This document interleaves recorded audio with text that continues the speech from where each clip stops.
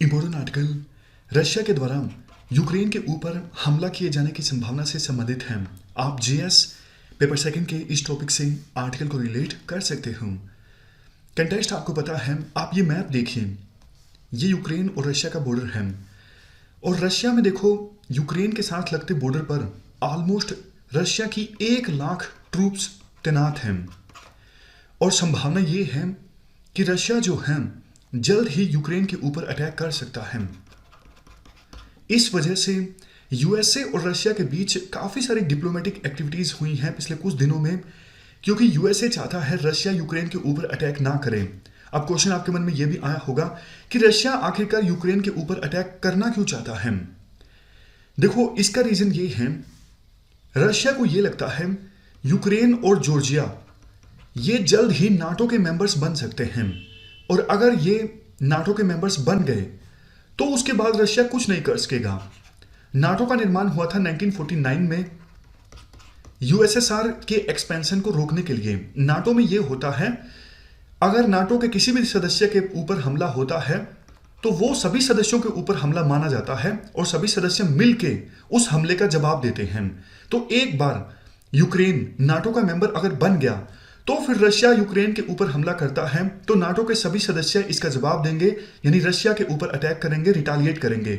इसलिए रशिया को यह लगता है कि अभी यूएसए का ज्यादा ध्यान चूंकि चाइना की तरफ है, तो इस सिचुएशन का फायदा उठाया जा सकता है यूएसए को मजबूर करने के लिए कि वो नाटो का ईस्टवर्ड एक्सपेंशन ना करे। थोड़ा सा मैं आपको यहां पे डिटेल में बताना चाहूंगा। देखो, इस मैप में जो सारे मेंबर्स हैं ना, ये पहले यूएसएसआर का पार्ट हुआ करते थे, ये देखो। लेकिन 1990-91 में आपको पता है यूएसएसआर 15 के आसपास टुकड़ों में बंट गया और ये सारे जो टुकड़े हैं ये अलग अलग हो गए, अलग अलग देश बन गए। अब पहले देखो, शुरू में नाटो बना था ना, नाटो में यूरोप के वेस्टर्न कंट्रीज हुआ करते थे, मतलब अभी भी हैं वो, जैसे जर्मनी, फ्रांस। ये जो ईस्ट यूरोप के कंट्रीज है ना, ये सारे, ये तो जैसे मैंने आपको बताया ये यूएसएसआर का पार्ट हुआ करते थे। लेकिन अब इनमें से कुछ सदस्य नाटो का, इनमें से कुछ जो देश हैं वो नाटो का भी मेंबर बन गए हैं। तो इससे रशिया को यह लगता है कि इससे तो हमारी जो सिक्योरिटी है वो भी कॉम्प्रोमाइज हो जाएगी। कैसे? मैं आपको देखो सिंपल एग्जांपल देता हूं। मान लीजिए चाइना के साथ हमारी दुश्मनी है। अब चाइना देखो इंडिया और नेपाल का बॉर्डर जो है, उस बॉर्डर पर नेपाल की साइड अगर अपने एयरक्राफ्ट तैनात कर दे, मिसाइल्स तैनात कर दे, तो जाहिर तौर पर इंडिया की सिक्योरिटी तो कॉम्प्रोमाइज हो गई ना। इंडिया को बुरा लगेगा कि अरे भैया क्या कर रहे हो। इंडिया नेपाल को बोलेगा कि तुमने चाइना के एयरक्राफ्ट हमारे बॉर्डर पे तैनात कर दिए हैं, इससे तो हमारी सिक्योरिटी को खतरा है। वही रशिया को लगता है। रशिया को यह लगता है चूंकि यूक्रेन और जॉर्जिया के साथ हमारा बॉर्डर लगता है, ये जॉर्जिया है, देखो ये जॉर्जिया है और यूक्रेन ऊपर दिखाता हूं आपको, ये यूक्रेन है। तो रशिया को लगता है कि अगर नाटो के विमान, नाटो की मिसाइल्स यहां पर तैनात हो गई तो कल को तो देखो नाटो रशिया के ऊपर आसानी से हमला कर सकता है। इसीलिए रशिया चाहता है कि यूएसए जो है वो नाटो का ईस्टवर्ड एक्सपेंशन ना करे और यूक्रेन और जॉर्जिया इनको तो कतई नाटो में ना ले यूएसए। ये रशिया की डिमांड्स हैं। इसके बाद देखो थोड़ा सा हम इतिहास में जाते हैं। सबसे पहले देखो जॉर्जिया और यूक्रेन को नाटो की मेंबरशिप देने का जो ऑफर है ये 2008 में आया था। उसके बाद से ही रशिया इसका विरोध कर रहा है। जॉर्जिया पर प्रेशर डालने के लिए 2008 में क्या हुआ, रशिया और जॉर्जिया के बीच एक युद्ध हुआ। युद्ध में देखो जॉर्जिया के ये दो जो प्रोविंस है ना, यहां पर देखिए इस मैप में, अब अब्काजिया और यहां पे है साउथ ओसेशिया। इनको ना रशिया ने 2008 के एक युद्ध में जॉर्जिया से अलग कर दिया। जॉर्जिया ये कहता है ये हमारे प्रोविंस हैं, बट अब चूंकि ये यहां पर रशिया की मिलिट्री तैनात है इन दोनों प्रोविंसेस में, रशिया कहता है ये इंडिपेंडेंट हैं, ये जॉर्जिया का पार्ट नहीं है। क्योंकि देखो यहां पर रशियन बोलने वाले लोग थे, तो इस वजह से रशिया ने जो कुछ किया उसका इन प्रोविंस में ज्यादा विरोध नहीं हुआ। तो आज कुछ ही देश हैं, 6-7 से देश होंगे छोटे छोटे बिल्कुल, जिनकी कोई वर्ल्ड में ज़्यादा सिग्निफिकेंस है नहीं, जैसे सीरिया और निकारागुआ, ऐसे ऐसे देश हैं जिन्होंने इनको रिकॉग्नाइज किया है। अदरवाइज ज़्यादातर देश यही मानते हैं ये जॉर्जिया का ही पार्ट है, ये अलग से देश नहीं है। उसके बाद यूक्रेन को सबक सिखाने के लिए रशिया ने क्या किया, 2014 में क्रीमिया पर कब्जा कर लिया। आप ये मैप देखिए, ये जो क्रीमिया है ना, ये पहले यूक्रेन का पार्ट हुआ करता था। 2014 में रशिया ने यहां पे अपनी आर्मी भेजी, इस पर कब्जा कर लिया क्रीमिया पर, और रेफरेंडम भी करवाया। चूंकि यहां पर रशियन बोलने वाले लोग हैं, रेफरेंडम में 94% लोगों ने कहा कि हाँ, हम रशिया के साथ जाना पसंद करेंगे। तो रशिया ने यह किया 2014 में। अब रशिया एक और चीज कर रहा है, क्या, मैं आपको बताता हूं। यूक्रेन के 2 प्रोविंस हैं, एक तो देखो डोनेट्स्क, यहां पर देखो, एक है लुहांस्क।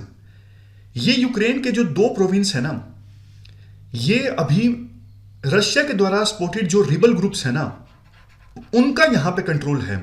जैसे देखो, आपको एग्जांपल दूं, चाइना मान लीजिए, पाकिस्तान मान लीजिए, इंडिया में रिबल ग्रुप्स को सपोर्ट करता है, आपको पता है ना। हमारे जम्मू एंड कश्मीर में पाकिस्तान आतंकवादियों को सपोर्ट करता है। उसी प्रकार से इन प्रोविंसेस में डोनेट्स्क एंड लुहांस्क, ये यूक्रेन में है फिलहाल, लेकिन यहां पर रिबल ग्रुप्स को सपोर्ट किया जाता है रशिया के द्वारा। और अभी यहां पर सेपरेटिस्ट का कब्जा है इस एरिया में। यह सब रशिया इसलिए कर रहा है ताकि यूक्रेन के ऊपर प्रेशर डाला जा सके कि यूक्रेन जो है वो वेस्टर्न कंट्रीज की तरफ मत जाए, नाटो का पार्ट मत बने। लेकिन इसके बावजूद यूक्रेन का जो टिल्ट है वो देखो वेस्टर्न कंट्रीज की तरफ, मतलब यूक्रेन का जो झुकाव है वो वेस्टर्न कंट्रीज की तरफ जारी रहा। तो इस वजह से रशिया ने अभी अपनी ट्रूप्स तैनात कर दी हैं यूक्रेन के साथ लगते बॉर्डर के नजदीक, ताकि यूक्रेन पे और ज्यादा प्रेशर डाला जा सके, और फिर भी नहीं यूक्रेन मानता है तो इवन अटैक किया जा सके यूक्रेन के ऊपर। लेकिन अब क्वेश्चन ये उठता है, वेस्टर्न कंट्रीज क्या करेंगे जब रशिया यूक्रेन के ऊपर अटैक करता है। बाइडेन ने तो कह दिया कि फरवरी में पुतिन आदेश दे सकते हैं यूक्रेन के ऊपर अटैक का। इसके अलावा भी अगर आप देखोगे, कुछ दूसरे देशों से संबंधित मामलों में भी रशिया ने अपने आप को काफी असर्ट किया है। जैसे देखो, बेलारूस में इंस्टेबिलिटी है, उस इंस्टेबिलिटी पर लगाम लगाने के लिए रशिया ने बेलारूस को सपोर्ट किया। और हाल फिलहाल में तो आपको पता है कजाकिस्तान का मामला आया, कजाकिस्तान में इमरजेंसी लगी, इतना ज्यादा वायलेंस हुआ। चूंकि कजाकिस्तान रशिया के साथ CSTO ट्रीटी में है, तो इस वजह से रशिया ने भी अपनी ट्रूप्स भेजी कजाकिस्तान में शांति स्टैब्लिश करने के लिए। रशिया के साथ एक और देश की ट्रीटी थी आर्मीनिया। आर्मीनिया का अजरबैजान के साथ युद्ध हुआ नगोर्नो कराबख प्रोविंस को लेके, उसमें भी रशिया ने एक प्रकार से मीडिएशन करवाने की कोशिश की। ये सारे एग्जाम्पल्स हमें संकेत देते हैं पुतिन जो हैं वो देखो ये चाहते हैं जैसी इज्जत USSR की हुआ करती थी कोल्ड वॉर के दौरान, रशिया की भी वैसी ही इज्जत होनी चाहिए। जितनी पावर USSR असर्ट किया करता था कोल्ड वॉर के दौरान, उतनी ही पावर्स, उतना ही इन्फ्लुएंस रशिया के पास होना चाहिए। ये पुतिन को लगता है। सिंपल भाषा में बोले तो पुतिन जो है वो USSR के दौरान, USSR के समय जो ग्लोरी हुआ करती थी USSR की, रशिया की भी वही ग्लोरी रिस्टोर करना चाहते हैं। अगर बात करें USA की, देखो जब ट्रंप राष्ट्रपति थे ना, तो ट्रंप तो आपको पता है क्या बोला करते थे, वो बोला करते थे नाटो किसी काम की नहीं है, नाटो तो USA के ऊपर बस फाइनेंशियल बर्डन डालती है, नाटो के जो मेंबर कंट्रीज हैं वो तो खुद तो कोई खर्चा करते नहीं है। ये सारी बातें ट्रंप बोला करते थे। मतलब ट्रंप के कार्यकाल में नाटो जो ऑर्गेनाइजेशन है वो बिल्कुल ठंडे बस्ते में चली गई थी। लेकिन अब बाइडन राष्ट्रपति बन गए हैं, तो बाइडन तो देखो अपने पुराने अलायंसेस को फिर से मजबूत बनाने में लगे हुए हैं। और रशिया ने जो कुछ अभी किया है, यूक्रेन बॉर्डर पर अपनी ट्रूप्स तैनात की हैं, आप सिंपल भाषा में यूं कह सकते हो, नाटो ऑर्गेनाइजेशन जो पहले ठंडे बस्ते में पड़ी थी ना, उसको एक नई लाइफ मिल गई है। पहले तो नाटो को कोई पूछने वाला था नहीं, लेकिन अब एकदम से संभावना पैदा हो गई है कि रशिया जो है वो यूक्रेन के ऊपर अटैक करेगा। तो नाटो ऑर्गेनाइजेशन की इंपॉर्टेंस जो है वो फिर से महसूस की जा रही है कुछ देशों के द्वारा, इंक्लूडिंग USA और कुछ जो नाटो के दूसरे मेंबर कंट्रीज हैं। लेकिन देखो, राइटर ये बोलना चाहते हैं अभी जो युद्ध है वो ना तो USA के हित में है ना ही रशिया के हित में है। ऐसा क्यों? देखो, अगर रशिया यूक्रेन के ऊपर अटैक करता है तो रशिया को फायदे के बजाय नुकसान ज्यादा होगा। बस प्रेशर अगर डाल रहा है रशिया को तो रशिया को फायदा हो रहा है, अगर एक बार अटैक कर दिया फिर तो ज्यादा नुकसान होगा। नुकसान देखो इसलिए होगा, USA ने तो ऑलरेडी धमकी दे दी है कि अगर रशिया यूक्रेन के ऊपर अटैक करता है तो इतने जबरदस्त सैंक्शंस हम लगाएंगे रशिया के ऊपर, रशिया की जो इकोनॉमी है बिल्कुल आप कह सकते हो बहुत ज्यादा कमजोर हो जाएगी। ये रशिया नहीं चाहता। ऐसी सिचुएशन में रशिया की जो इंपॉर्टेंस है वो चाइना के ऊपर और भी ज्यादा बढ़ जाएगी। ऐसी सिचुएशन में चाइना का जो इन्फ्लुएंस है वो सेंट्रल एशिया में और भी ज्यादा बढ़ जाएगा। आप बोलोगे अरे चाइना तो रशिया का दोस्त है ना। नहीं नहीं, ऐसा कुछ नहीं होता। देखो इंटरनेशनल रिलेशंस में ना दोस्ती, यारी, दुश्मनी ये सब टेम्परेरी होता है।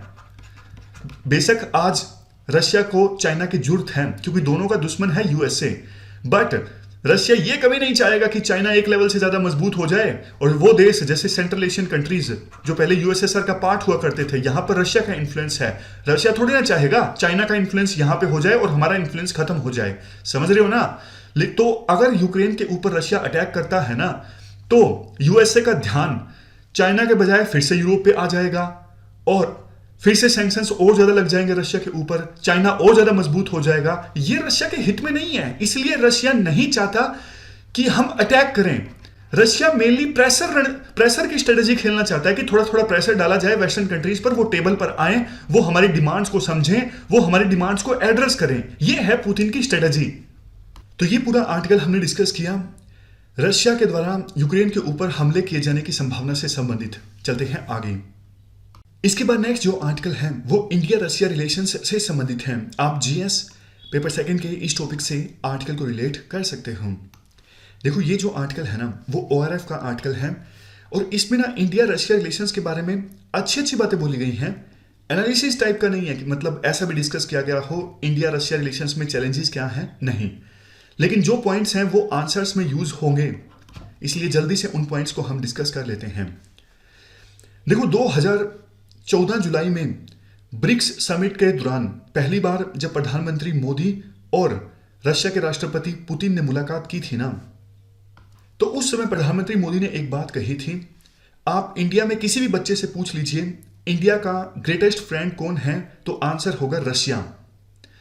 इसके बाद आपने हाल फिलहाल में देखा दिसंबर 2021 में Putin India Russia annual summit attend करने के लिए भारत की यात्रा पर आए, जबकि उससे पहले उन्होंने G20 में जाने से मना कर दिया था। इवन कॉन्फ्रेंस ऑफ पार्टीज की 26वीं जो मीटिंग हुई उसमें भी वो नहीं गए, लेकिन वो भारत में आए। तो ये एक रिफ्लेक्शन है इंडिया और रशिया के रिलेशंस मजबूत होने का।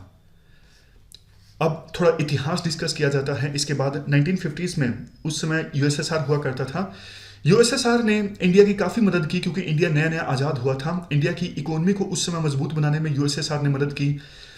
इंडिया को हथियार प्रोवाइड किया, यानी मिलिट्री कोऑपरेशन काफ़ी ज़्यादा था। फूड एड प्रोवाइड की, स्टील प्लांट्स इस्टेब्लिश करने में मदद की, ट्रेड डेलीगेशंस आए इंडिया में, एग्रीकल्चर एक्सपर्टीज इंडिया को प्रोवाइड की। इसके अलावा 1971 में दोनों के बीच में फ्रेंडशिप ट्रीटी साइन हुई और इस फ्रेंडशिप ट्रीटी का 1971 के युद्ध जीतने में बड़ा रोल रहा। इसके बाद 1991 में यूएसएसआर का डिसइंटीग्रेशन हो गया। यूएसएसआर 15 टुकड़ों में बट गया। तो यूएसएसआर की लिगेसी को इनहेरिट किया गया रशिया के द्वारा।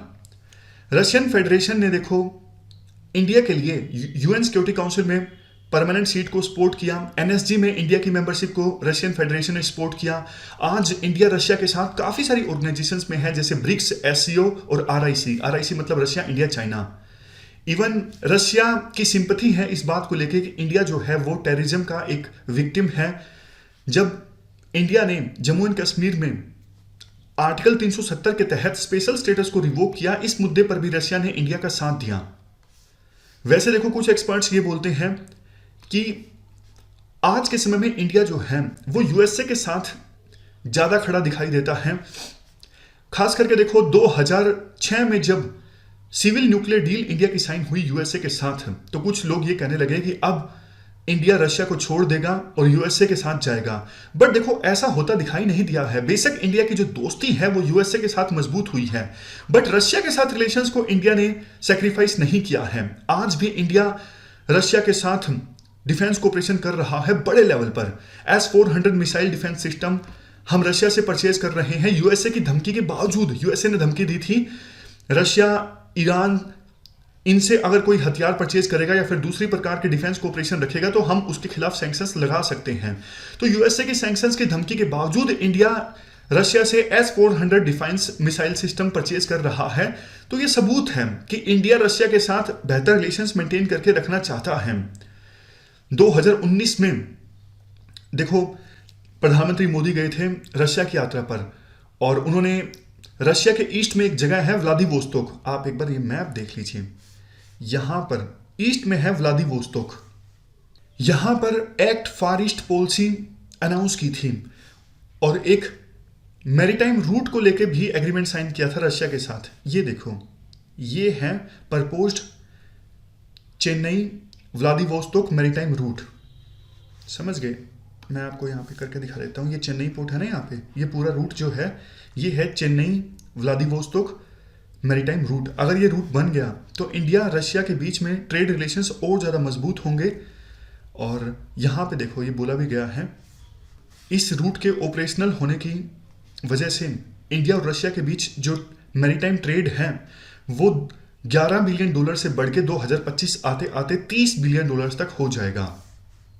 इसके बाद आर्टिकल में बोला जाता है आज भी देखो इंडिया जो डिफेंस इंपोर्ट करता है ना, ऑलमोस्ट 60 से लेकर 70% के बीच तो रशिया से इंपोर्ट करता है। इंदिरा मैरीटाइम एक्सरसाइज होती है इंडिया और रशिया के बीच, 2003 से होती आई है। दोनों देशों ने मिलकर ब्रह्मोस मिसाइल को डेवलप किया है। इसके अलावा देखो, बेशक आज के समय में इंडिया फ्रांस और यूएसए के साथ न्यूक्लियर डोमेन में डील कर रहा है, बट रशिया पहला वो देश था जिसने इंडिया के साथ एंगेज किया न्यूक्लियर डोमेन में। रशिया के पास कॉन्ट्रैक्ट है इंडिया के कुडनकुनल में 10 न्यूक्लियर पावर यूनिट्स इस्टेब्लिश करने का। इसके अलावा चक्रा जो न्यूक्लियर सबमरीन है वो रशिया ने इंडिया को लीज पर दी थी। ऐसे ऐसे देखो अनेकों एग्जाम्पल्स हैं जो रशिया और इंडिया के बीच कोऑपरेशन को दर्शाते हैं। रशिया और इंडिया दोनों मल्टीपोलर वर्ल्ड ऑर्डर चाहते हैं, दोनों नहीं चाहते कि कोई एक देश पूरी दुनिया में अपनी मनमानी करे। दोनों देश चाहते हैं वर्ल्ड जो है वो मल्टीपोलर होना चाहिए, यानी कई सारी पावर्स होनी चाहिए, एक बैलेंस इस्टेब्लिश होना चाहिए। लेकिन यूएसए और चाइना ये देश नहीं चाहते, ये चाहते हैं कि हम ही सुपर पावर हों और सारे देश हमारी बात माने।